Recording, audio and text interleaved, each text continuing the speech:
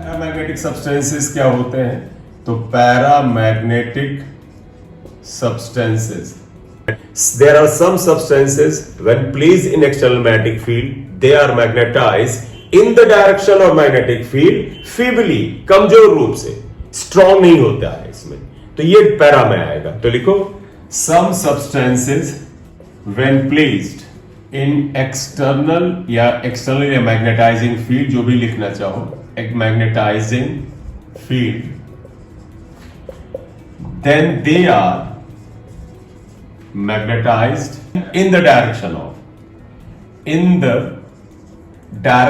of magnetic field feebly.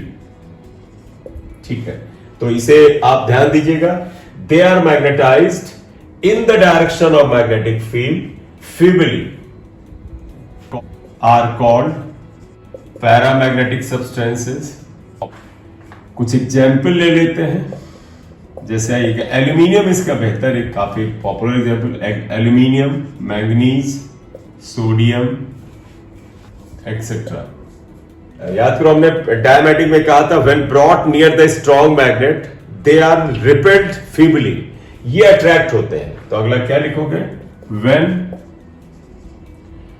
Paramagnetic substances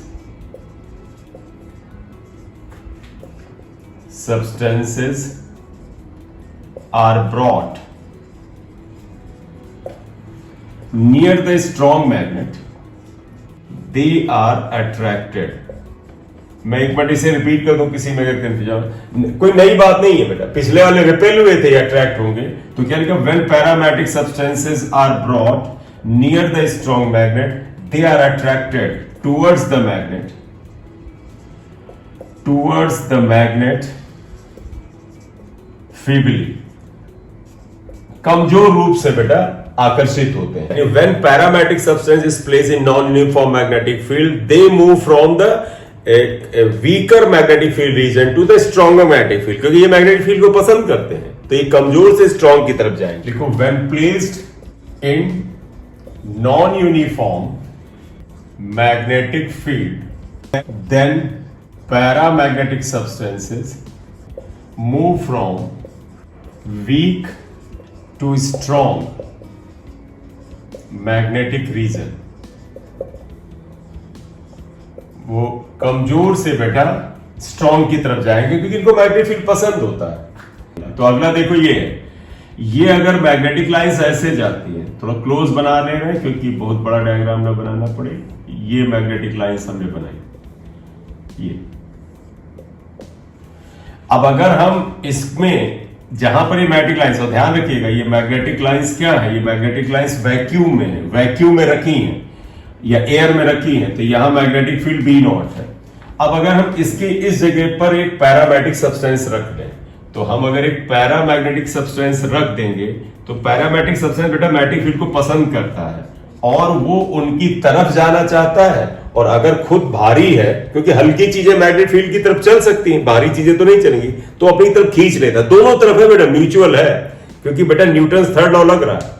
अगर ये strong magnetic field की तरफ जाता है तो इसका तो मैग्नेटिक फील्ड ने इसको खींचा, तो ये भी मैग्नेटिक फील्ड को अपनी तरफ खींचता है. जब ये हल्का था, मतलब पैरामैग्नेटिक सब्सटेंस हल्का था और मैग्नेटिक फील्ड स्ट्रॉन्ग था, तो उसकी तरफ भाग गया. लेकिन अगर ये भारी है तो ये खुद तो नहीं चल पाएगा, मैग्नेटिक फील्ड को अपनी तरफ खींचने की कोशिश करेगा. तो जानते क्या करेगा? अगर आप यहां देखें बेटा, यहां एक लाइन और बढ़ा लेते हैं, अंदाजा लो, देखो यहां तक 1 2 3 4 लाइन जा रही है. ये अड़ोस पड़ोस वाली लाइनों को भी खींचेगा अपनी तरफ. तो ये क्या करेगा? जो लाइनें यहां से जा रही थी तो वो तो जा ही रही थी, यहां से जो जा रही थी, वो जो बाहर की लाइनें थी उनको भी अंदर की तरफ खींचेगा, जो बाहर की तरफ लाइनें थी उनको भी अंदर की तरफ खींचेगा, क्योंकि इसको मैग्नेटिक फील्ड पसंद है. ठीक है, इसे खींचेगा, हो सकता है अंदर पूरा न ले पाए, ये खींचेगा, ऐसे जाएगा. बोलिए, किसी को प्रॉब्लम? चलिए, तो यहां ये मैग्नेटिक फील्ड बी नॉट था, अब इसके अंदर का मैग्नेटिक फील्ड बी है. सिंबल मैं पिछले, समझिएगा बेटा, रिलेटेड सिंबल्स के मीनिंग हम पिछले वाले में लिख चुके हैं. तो यहां पर बताइएगा क्या आएगा. ये मैग्नेटिक लाइंस को अपने अंदर खींचता है. तो यहां बताइएगा, magnetic field inside the paramagnetic substance will be greater than that in the magnetic field in vacuum. बोले बेटा, क्लियर? तो अगला पॉइंट यही है, magnetic induction B is, magnetic induction बस ऐसे करके लिख दो, ये आया, ग्रेटर आएगा। अगला यू शेप ट्यूब वाला है। तो यू शेप ट्यूब में क्या होगा बेटा, पिछले में था यू शेप ट्यूब में जब हम एक मैग्नेट नजदीक लाए तो लिक्विड जो था वो उस मैग्नेटिक फील्ड से या मैग्नेट से दूर भागता था, ये मैग्नेटिक फील्ड की तरफ जाने की कोशिश करेगा। जैसे मैं अगला डायग्राम बनाऊं, देखिएगा बेटा, अगर मैं यू शेप ट्यूब ये बना रहा हूं, या देखिए क्या है, यहां तक मान ली लिक्विड है, लिक्विड पैरामैटिक सब्सटेंस आपने यहां तक भरा हुआ है, दोनों तरफ बराबर ही लेवल होता है। लिक्विड पैरा मैग्नेटिक सब्सटेंस, ये है। देखो बेटा, आप जैसे ही यहां मैग्नेट लाएंगे, देखो ये मैग्नेट का नॉर्थ पोल साउथ पोल आप यहां तक लेकर आए, आप देखिए मैग्नेट का नॉर्थ एंड साउथ पोल आप यहां लाए, ये मैग्नेटिक फील्ड को बेटा पसंद करता है, तो ये ज्यादा से ज्यादा मैग्नेटिक फील्ड के अंदर आने की कोशिश करेगा। मान लो यहां तक था तो ये अब ऊपर चढ़ने की कोशिश करेगा, लिक्विड ऊपर और ऊपर की ओर राइज करने की कोशिश करेगा। निश्चित रूप से इसमें नीचे की ओर आएगा, नीचे की ओर डिप्रेस होगा। बोले बेटा, क्लियर? चलो ये नीचे वाला डायग्राम मिटा दूं बेटा। तो अगर पैरा की प्रॉपर्टीज को रिलेट करना है तो डाय से आप रिलेट करें, और बर्ताव उल्टा आ रहा है और लगभग स्ट्रेंथ भी अपोजिट डायरेक्शन में उतनी है। वहां पर जो कमजोर रूप से रिपेल होता था, opposite to the magnetic field व्यवहार देता था, ये फील्ड के हिसाब से व्यवहार देता है लेकिन कमजोर रूप से। चलिए अगला पॉइंट क्या था, थोड़ा सा बताओ बेटा। मैग्नेटिक ससेप्टिबिलिटी डाई के लिए chi M is less than zero, negative था, स्मॉल नेगेटिव, ये स्मॉल पॉजिटिव होता है। तो नेक्स्ट आता है magnetic susceptibility. Magnetic susceptibility chi M, paramagnetic substance की बात हो रही है, is greater than zero, small positive, मतलब पॉजिटिव होगा लेकिन कम। और क्लियर ही बेटा, ये मैग्नेटिक फील्ड के डायरेक्शन में कमजोर रूप से मैग्नेटाइज होता है, तो इसका मतलब है काई एम पॉजिटिव तो है लेकिन छोटा मोटा। रिलेटिव परमेबिलिटी, रिलेटिव परमेबिलिटी जो था जिसे हमने म्यू आर से लिखा था, याद करो पिछले में लेस देन 1 था, ये ग्रेटर देन 1 है, 1 से थोड़ा बड़ा है। काई एम ऑफ पैरामैग्नेटिक सब्सटेंस, क्योंकि बेटा ईज ऑफ मैग्नेटाइजेशन कभी भी एक्सटर्नल मैग्नेटाइजिंग फील्ड पे नहीं डिपेंड करता है। तो chi M of paramagnetic substance is independent of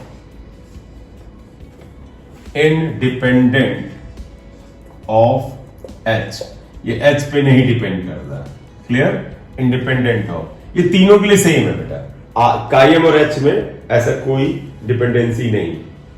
next I and H, वहां पर क्या था, I is proportional to minus H था, यहां पर I is proportional to H है, राइट? तो नेक्स्ट आ जाइएगा, आप यहां क्या पाएंगे, relation between I and H. I मतलब intensity of magnetization of paramagnetic substance, और एच का मतलब है एक्सटर्नल मैग्नेटाइजिंग फील्ड। तो ये बेटा डायरेक्ट है, आई इज प्रोपोर्शनल टू एच है, यानी अगर एक्सटर्नल मैग्नेटिक फील्ड बढ़ेगा तो इंटेंसिटी ऑफ मैग्नेटाइजेशन उसी के प्रोपोर्शन में बढ़ेगा और सेम डायरेक्शन में बढ़ेगा, क्लियर? तो ग्राफ क्या बना बेटा, इनके बीच graph is a straight line, और पॉजिटिव जोन में आएगा। देखो बेटा, इधर हम एच लेते हैं क्योंकि ये इंडिपेंडेंट वेरिएबल है, आई डिपेंडेंट है, तो ये आएगा ग्राफ। अगर आप दूसरी तरफ ले जाना चाहे ले जा सकते हैं, माइनस एच लिख लें, माइनस आई लिख लें, तो आप इधर भी ले जा सकते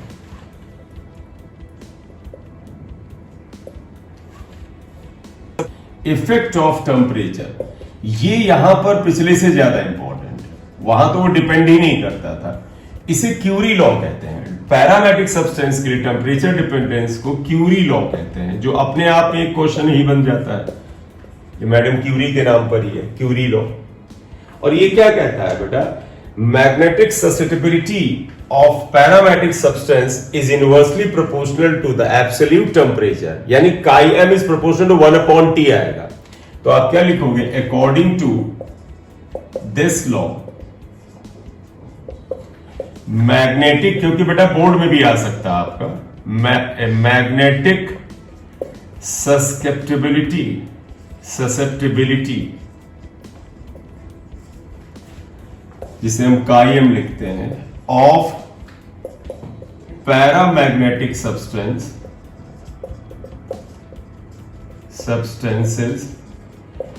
is inversely proportional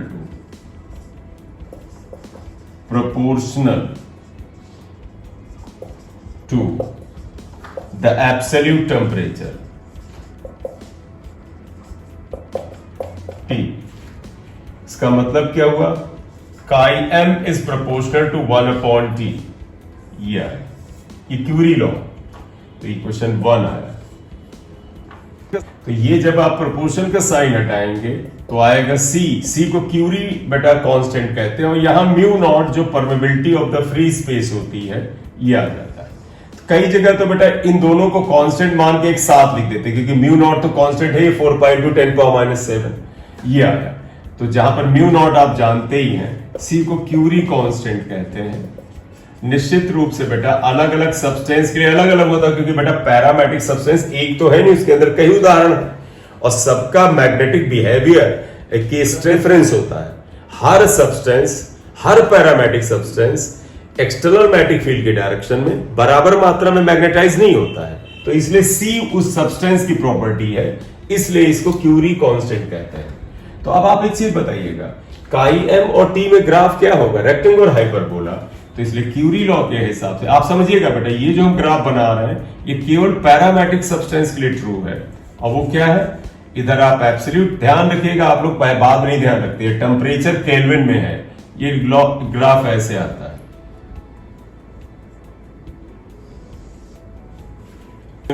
ठीक है, एक्चुअल में यहीं पर एक टेम्परेचर क्यूरी टेम्परेचर आता है, जो कि जब अभी हम खत्म कर ले तब लिखा देते हैं, क्योंकि फेरो में इंट्रोड्यूस होगा, वो इंपॉर्टेंट है। अगली प्रॉपर्टी बताइए क्या था, एक्सप्लेनेशन आ गया था।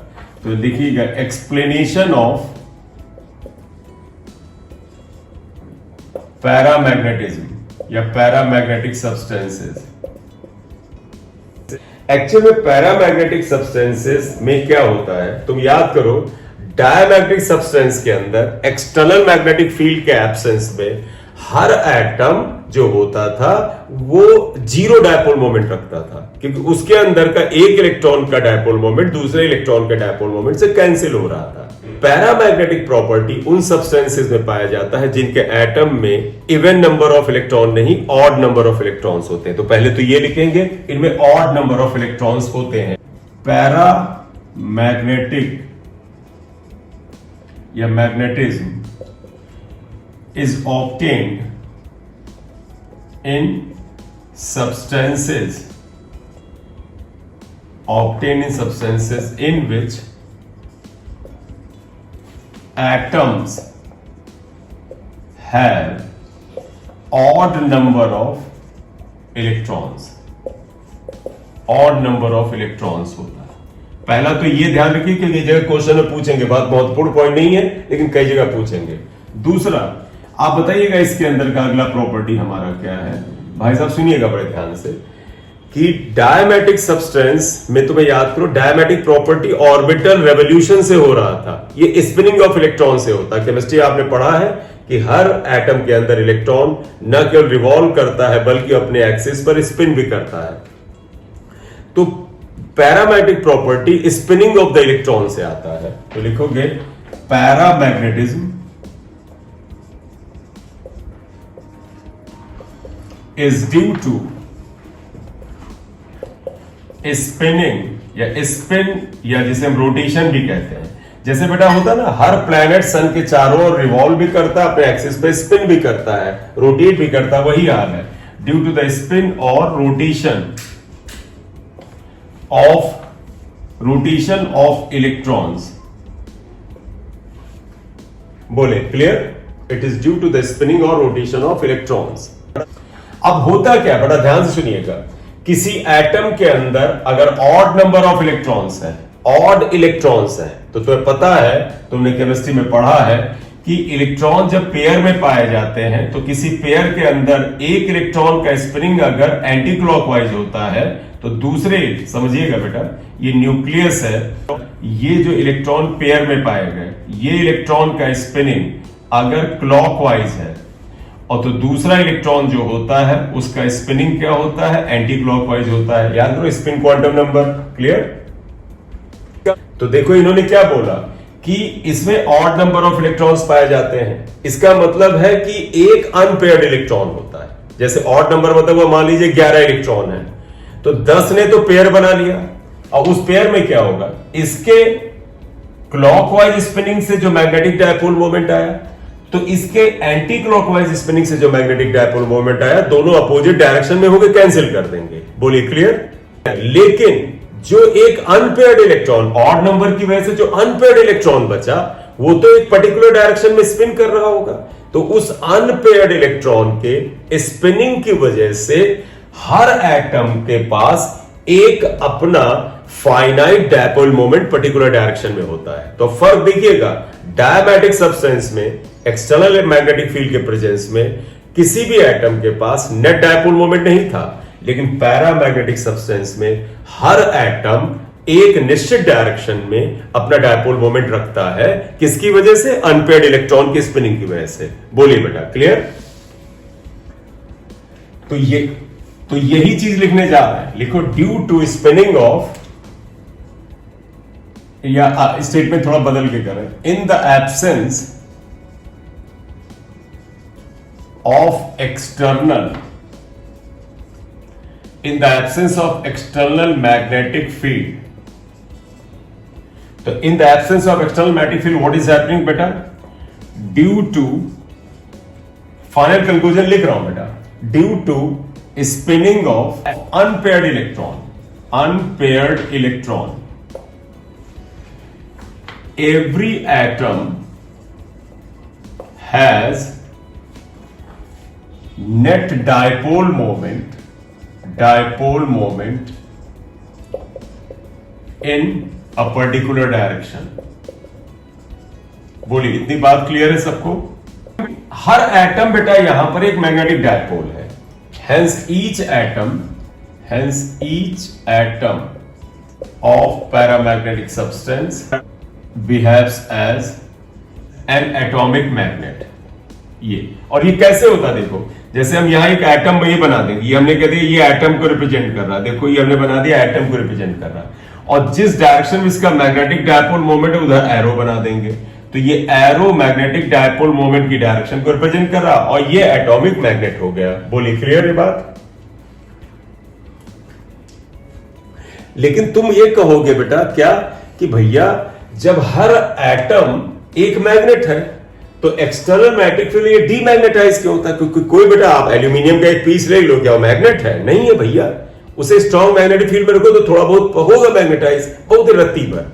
तो भैया आप जानते क्या होगा, अब आप जरा देखिएगा बेटा, वो मैं बाद में लिखा रहा हूं फिर है। मान लीजिए ये एक पैरामैटिक सब्सटेंस है, ये पैरामैटिक सब्सटेंस है, in the absence of electric field जानते क्या होगा, हर एटॉमिक मैग्नेट रैंडमली ओरिएंटेड होगा। जैसे ये एटॉमिक मैग्नेट इधर है तो इसके पड़ोस में यहां एक एटॉमिक मैग्नेट हो सकता है जिसका डायपोल मोमेंट इसके अपोजिट हो। ये एटॉमिक मैग्नेट अगर ऊपर डायपोल मोमेंट रख रहा तो पड़ोस वाला एक नीचे रखेगा। यहां पर एक एटम का डायपोल मोमेंट इधर तो पड़ोस में एक इधर वाला होगा। इसी तरह यहां पर डायपोल मोमेंट ऊपर तो यहां पर नीचे होगा। तुम देखो बेटा, हर एटम के डायपोल मोमेंट को एक पड़ोसी एटम अपने डायपोल मोमेंट से कैंसिल कर रहा है। इसलिए एक्सटर्नल फील्ड के एब्सेंस में इसका नेट मैग्नेटिक डायपोल मोमेंट क्या हो जाता है? जीरो हो जाता है। बोले क्लियर? तो व्हेन b इक्वल टू 0, तो एक लाइन में बेटा डिक्टेट करूंगा, वो आप लिखिएगा। तो यहां पर लिखो दीज मैं लिख ही दे रहा हूं बेटा, these atomic magnets are randomly oriented such that they cancel dipole moment of each other in the absence of external magnetic field.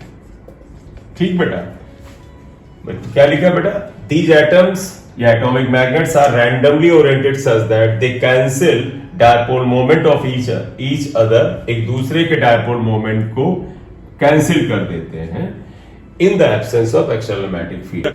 लेकिन इनको अगर आप एक्सटर्नल मैग्नेटिक फील्ड में रख देंगे तो आप बताइएगा बेटा, तुम्हें याद है, सब प्रीवियस नॉलेज पे ले जाओ, किसी भी एक्सटर्नल फील्ड में किसी भी मैग्नेट को रख दो तो एक्सटर्नल फील्ड उस मैग्नेट पे टॉर्क लगाता है, याद करो mb sin थीटा, और अपनी डायरेक्शन में अलाइन करना चाहता है। वही इनका हल होगा। जब आप इनको एक एक्सटर्नल मैग्नेटिक फील्ड में रख दोगे तो इन सभी एटॉमिक मैग्नेट्स पे एक टॉर्क लगेगा, और वो टॉर्क अगर वो एक्सटर्नल मैग्नेटिक फील्ड पर्याप्त हुआ तो सभी को अपनी डायरेक्शन में अलाइन करा देगा, और वो थोड़ा कमजोर हुआ तो ज्यादातर को करा देगा, इक्का दुक्का नहीं होगा तो कोई फर्क नहीं पड़ता। भाई 100 में से अगर 95 हो जाए उसकी डायरेक्शन में मैग्नेटाइज और 5 ना हो तो 100 में 95 हो गए, 95 में से 5 का इफेक्ट घटा दो तो भी 90% तो मैग्नेटाइज ही हो गया। बोले बेटा, ठीक है, तो वही लिख रहे हैं बेटा, but when placed in external magnetic field, then these atomic magnets experience a torque, लिखना चाहे तो लिख सकते हैं, tau equal to mb sin theta, torque equal to mb sin theta, and finally aligned parallel to the external magnetic field। बोले बेटा, finally align parallel to the external magnetic field. बोले बेटा, क्लियर? ये स्टेटमेंट नीचे वाला मिटा दो, ये वाला स्टेटमेंट।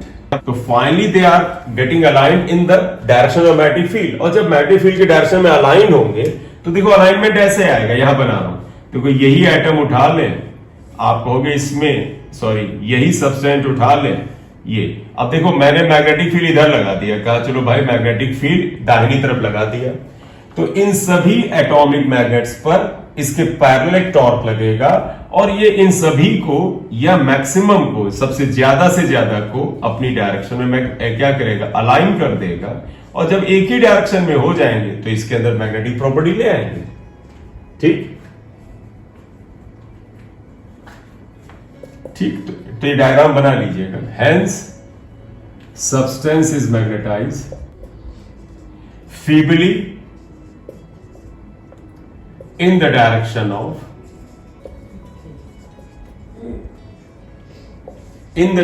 Of magnetic field.